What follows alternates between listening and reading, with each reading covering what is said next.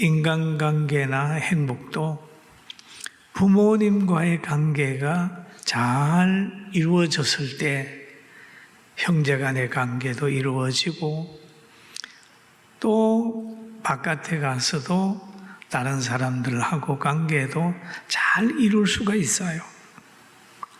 그래서 우리는 어버이 주간에 내가 부모님과의 관계는 잘하고 있는지, 또 부모님 입장에는 내가 자녀들과의 관계는 잘하고 있는지 한번 잘 살피고 주 안에서 반석 위에 집 짓고 반석 위에서 생각하고 반석 위에서 계획하고 반석 위에서 살아서 비가 오고 창수가 안 나고 바람이 불어도 흔들림이 없는 안전한 삶이 있기를 주님의 이름으로 축원합니다. 근데 사람은 그냥 육신만을 가지고 살고 있지 않아요. 사람에게는 영혼과 육체가 있습니다. 그래서 바울 사도는 사람을 표현할 때 그 사람과 속 사람이 있다 그랬어요. 그 사람과 속 사람. 그럼 그 사람의 가정은 우리가 먹고 입고 부모님이지만은 속 사람의 가정도 있다. 그게 바로 구원받은 백성들이 서로 간에 관계를 맺고 사는 교회입니다. 건강한 가정을 위해서 바울 사도는 에베소 5장에 이렇게 얘기를 하죠. 아내들이여 라고 얘기를 합니다. 우리 같이 한번 보도록 하겠습니다. 시작. 아내들이여 자기 남편에게 복종하기를 주께 하듯 하라. 이는 남편이 아내의 머리됨이 그리스도께서 교회의 머리됨과 같으니라. 그가 바로 몸의 구주시니라. 이 얘기를 동의 안 하는 분들이 꽤 많아요. 제가 개척해가지고 얼마 있을 때 아기를 얻고 또 남자는 아주 굉장히 똑똑해요. 그런데 둘이 만났어요.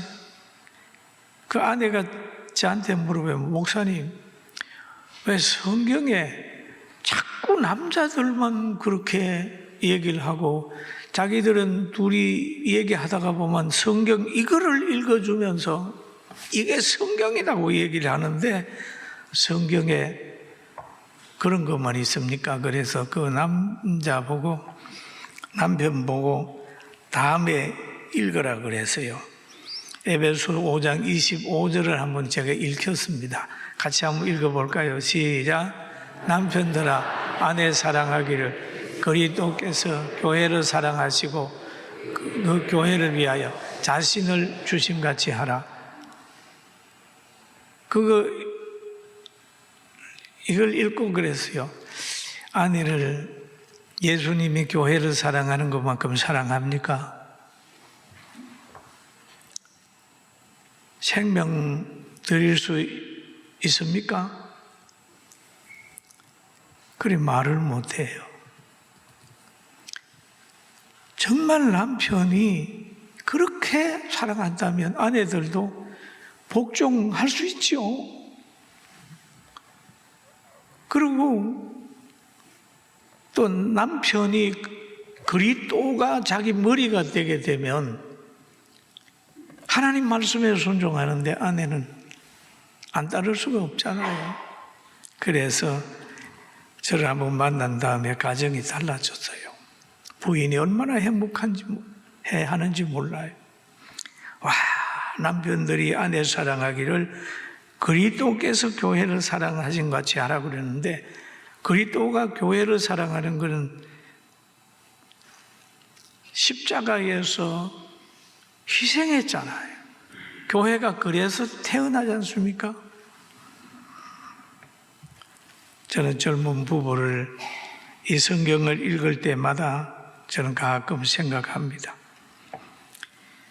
그러나 우리는 이 하나님이 가정을 사랑해서 부부간의 관계 행복하게 살길 원해서 이렇게 말을 하고 또 부부간에는 하나가 되어야 된다 라고 하는 말을 고린도서에서는 이렇게 얘기를 해요. 믿지 아니하는 남편이 아내로 말미암아 거룩하게 되고 믿지 아니하는 아내가 남편으로 말미암아 거룩하게 되나니 그랬거든요. 여러분, 안 믿는 남편 만나가지고 아내로 인하여 남편이 예수 믿고 거룩하게 되면 굉장한 축복입니다. 또 안 믿는 사람이 믿는 가정에 결혼해가지고 와가지고 예수 잘 믿는 거 보면 굉장히 그 아내도 축복이에요. 그러면 이렇게 축복을 받은 가정에서 태어난 자녀는 그 자녀가 깨끗하여진다라는 얘기를 합니다. 아내가 남편으로 말미암아 거룩하게 되나니 그렇지 아니하면 너희 자녀도 깨끗하지 못하니라. 부부간에 서로 거룩하게 되면 자녀들이 깨끗하게 잘 자란다라고 하는 얘기를 바울 사도가 고린도 교회에다가 말하고 있습니다. 그래서 두 사람이 딸에게는 아버지가 나중에 아버지를 보면서 남편을 기대하고 남자는 엄마를 보면서 아내를 생각하게 되는 거예요. 그런데 부부간이 갈등하게 되면 자녀들이 결혼하는데 상당히 어려움이 있다 하는 얘기를 가끔 듣기도 합니다. 그런데 오늘 성경에 보니까 자녀에게 부모에 대한 이야기를 하지요. 내 아버지와 어머니를 공경하라. 이것이 약속 있는 첫 계명이니 공경하는 데는 조건이 없어요. 공경하라. 부모님의 신분과 관계없이 부모님이 유산을 남겼든지 또 아니면 잘해줬든지 못해줬든지 간에 부모님 자체는 공경의 대상이라는 거죠. 부모님은 가에 만나면 천륜입니다. 여러분, 만나고 싶어서 부모님을 그렇게 만납니까? 태어나 보니까 자기가 선택하지 않는 부분이 부모님이에요. 아내는 또는 남편은 선택을 할 수 있지만은 부모는 선택할 수가 없어요.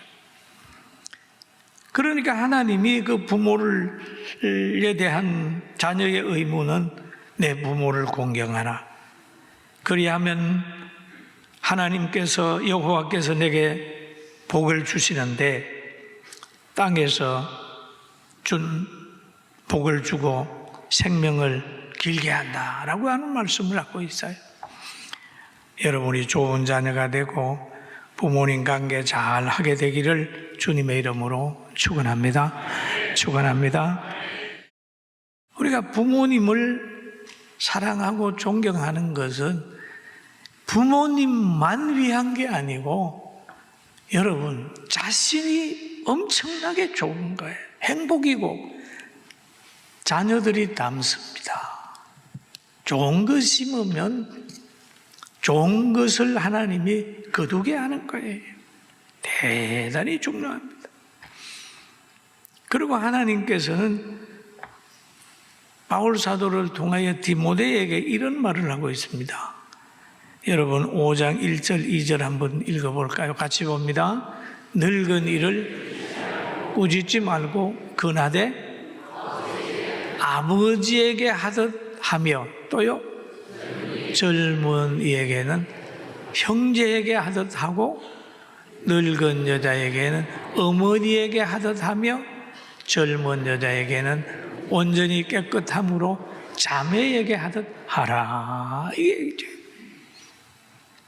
그런 교회는 뭡니까? 연세 많으신 분을 대할 때는 부모님께 하는 거, 어머님께 아버지께 하는 것처럼 하고 형제들에게 하는 건 성도들 간에는 형제에게 하는 거죠. 아끼는 거죠. 이게 하나님의 명령이에요.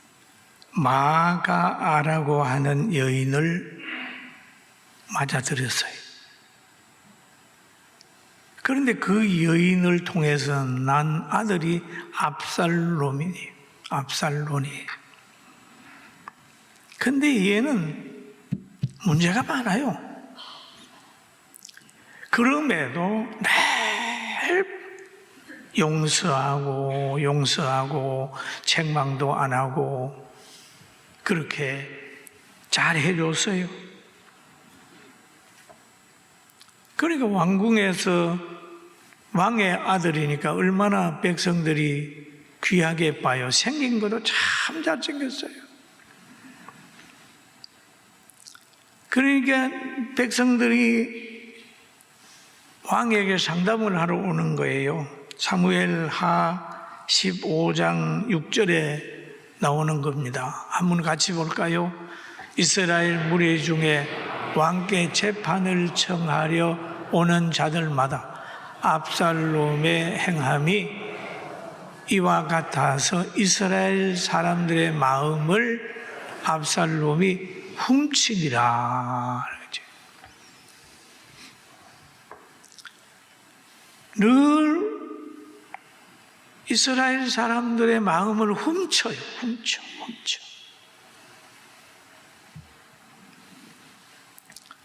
그래서 자기를 따르게 한 다음에 나중에 가서는 왕자리를 노립니다. 왕자리를 노려서 군대를 모으고 이렇게 해가지고 아버지를 밀어내는 거예요. 죽이려고 그러는 거예요. 그래서 다윗은 그냥 이 압살롬이 동원한 군대에 의해서 도망을 가는 거예요. 참 비참하잖아요. 철저하게 배신을 했어요.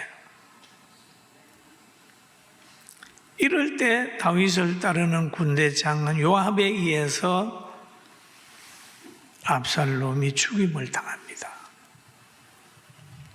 그럴 때에 아버지 다윗의 마음이 어땠느냐 하면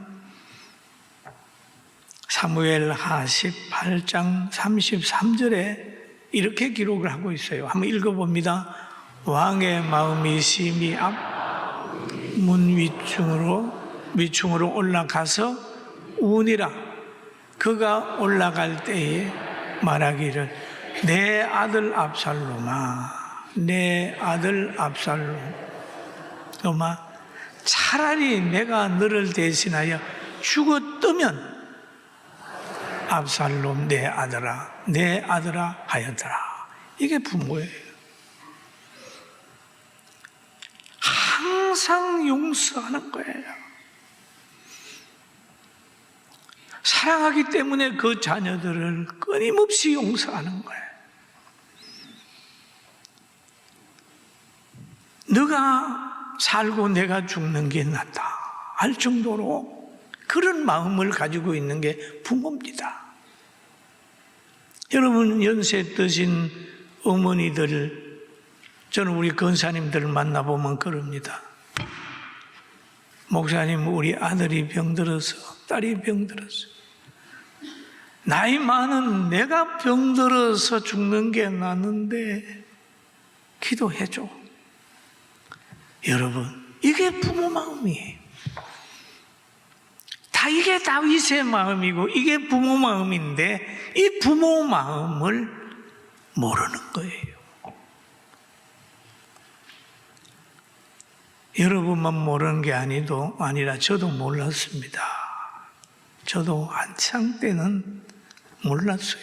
그러나 쭉 나이가 들어 부모가 되고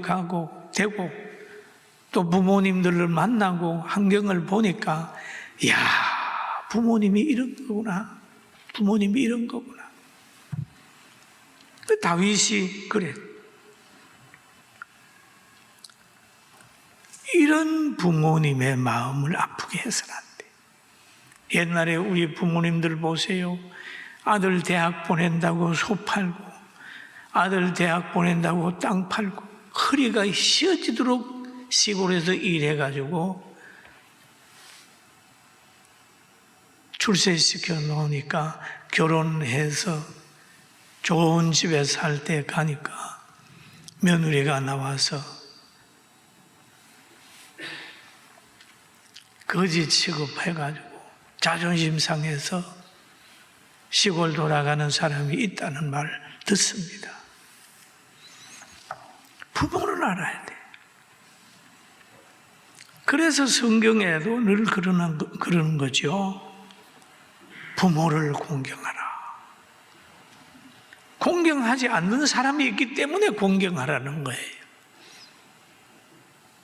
주 안에서 순종하라. 순종하는 사람, 순종 안 하기 때문에 순종하라는 거죠. 불효는 불행하게 되는 겁니다. 그리고 성경에 또 보면 대사장 엘리 가정의 자녀들도 그래요. 부모님이 뭔 말을 하게 되면 잘 안 들어요. 그랬더니 결국 나라도 어렵고 자기도 어렵고 가문도 어렵게 됐습니다. 여러분, 가정에도 압살롬이 있을 수 있고 교회도 압살롬이 있을 수 있어요. 정치계도 보면 압살롬이 있어요. 막 키워가지고 잘 이렇게 좋은 자리에 올려놨는데 백성들의 마음을 도둑질 해가지고 오히려 자기를 키워준 사람을 막 배척을 하고 하는 거예요. 압살롬은 많아요. 복직에도 있을 수 있어요. 여러분 직장에도 있을 수 있어요. 그러나 압살롬은 성공할 수가 없는 특징이 있어요. 아무리 가지려고 해도 권력을 가지려고 해도 못 가지는 거야. 공의가 용납을 안 해요. 여러분, 우리는 압살롬 논 되지 맙시다. 옆 사람 보고 압살롬 되지 맙시다. 그 압살롬은 나쁜 놈이에요.